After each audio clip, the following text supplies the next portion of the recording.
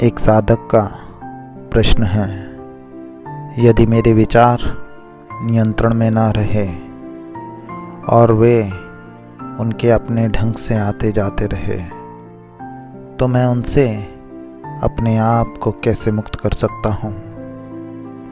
उनकी बड़बड़ाहट से मैं थक जाता हूँ और मेरा मन भटक जाया करता है। तब रमण बोले, अपने विचारों को उसी प्रकार से देखने का प्रयास करो जैसे राह में होने वाले यातायात को आप देखते हैं। वहाँ लोग आते जाते हैं, तुम बिना कोई प्रतिक्रिया के उनका आना जाना स्वीकार करते हो। इसकी शुरुआत सरल नहीं होती, परंतु कुछ काल के अभ्यास से तुम देखने लग जाओगे कि तुम्हारा मन एक ही समय में अनेक स्तरों पर कार्यरत रह सकता है और तुम उन सभी के प्रति बोधपूर्ण रह सकते हो।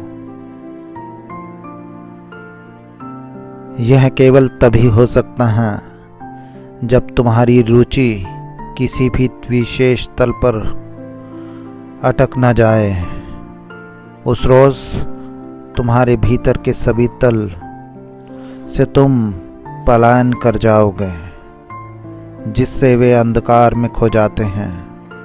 पर तब भी उन तलों पर मन कार्यरत जरूर रहता है। अपनी स्मृतियों, अपने विचारों से संघर्ष मत करो, बल्कि केवल इतना ही प्रयास भर करो कि मैं कौन हूँ, मेरा जीवन किस प्रकार हो गया है, मेरे चारों ओर का विश्व कहाँ से उद्धृत हुआ है, सत्य क्या है, असत्य क्या है। जैसे प्रश्न तुम्हारे भीतर प्रविष्ट हो जाए। यदि तुम्हें उन स्मृतियों के प्रति कोई भी रस ना रहे, तो याद रखना, कोई भी स्मृति, कोई भी याद तुम्हारे भीतर नहीं बनी रह सकती। तुम सदैव खुशी को ढूंढते हो और दुख से बचने का यत्न करते हो।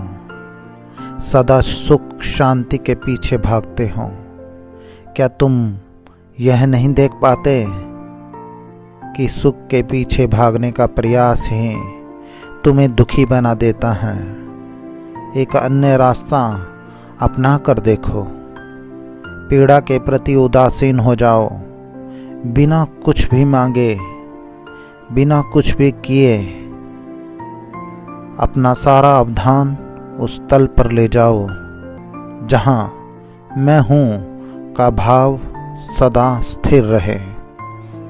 यदि जल्दी ही तुम्हें यह बात समझ में आ जाएगी कि शांति और आनंद तुम्हारा स्वभाव ही है और इसमें बाधा इसलिए आती है क्योंकि तुम उन्हें किसी विशिष्ट माध्यम से खोजने का प्रयास करते हो।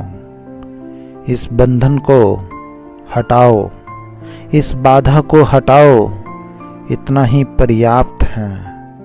तुम स्वयं ईश्वर हो। प्रारंभ में मुझ पर श्रद्धा रखो, एक शिक्षक की भांति। इसीलिए तुम अपना पहला कदम तुम्हारी श्रद्धा को उपयुक्त प्रमाणित कर देता है। प्रत्येक उपक्रम श्रद्धा का ही एक कृत्य होता है। जीवन के प्रत्येक क्षेत्र में प्रारंभिक श्रद्धा एक आवश्यक तत्व होती है। इसके अभाव में कुछ भी नहीं किया जा सकता। मेरे कहे वचनों को स्मरण रखकर तुम सब कुछ प्राप्त कर सकते हो। मैं तुम्हें व्यवहार करूँगा, समष्टि से, सामंजस्य से रखते हुए विचार, अनुभवों और अपने कृत्य को बड़े ही ध्यान पूर्वक करो। और मैं तुमसे कहता हूँ, उसकी वास्तविक अनुभूति तुम पर तत्क्षण प्रकट हो जाएगी। प्रयास की कोई आवश्यकता नहीं। मुझ पर श्रद्धा रखो और चलो। यह अवश्य देख लो, मैं तुमसे कुछ भी नहीं चाहता।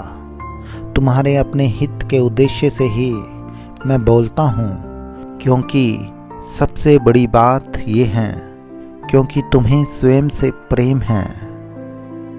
तुम अपने आप को सुरक्षित एवं सुखी रखना चाहते हो। इसमें शर्माने की कोई बात नहीं। इस बात को इनकार मत करो। अपने आप से प्रेम रखना तो स्वाभाविक है, एक अच्छी बात है, पर तुम्हें यह स्पष्टता ज्ञात होना चाहिए कि तुम किसी वस्तु से प्रेम करते हो। यह वस्तु है जीवन, संवेदना, भावनाएं, चिंतन, संघर्ष। यह वह जीवन है जिसे तुम प्रेम करते हो, जो तुम और सब है।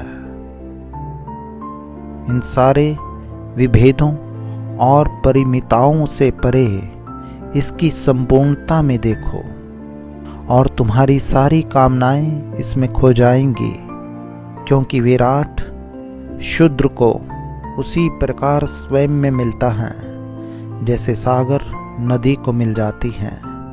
इसीलिए पहले अपने आप को पाओ, क्योंकि उसे पाने में सब कुछ पा लेते हो।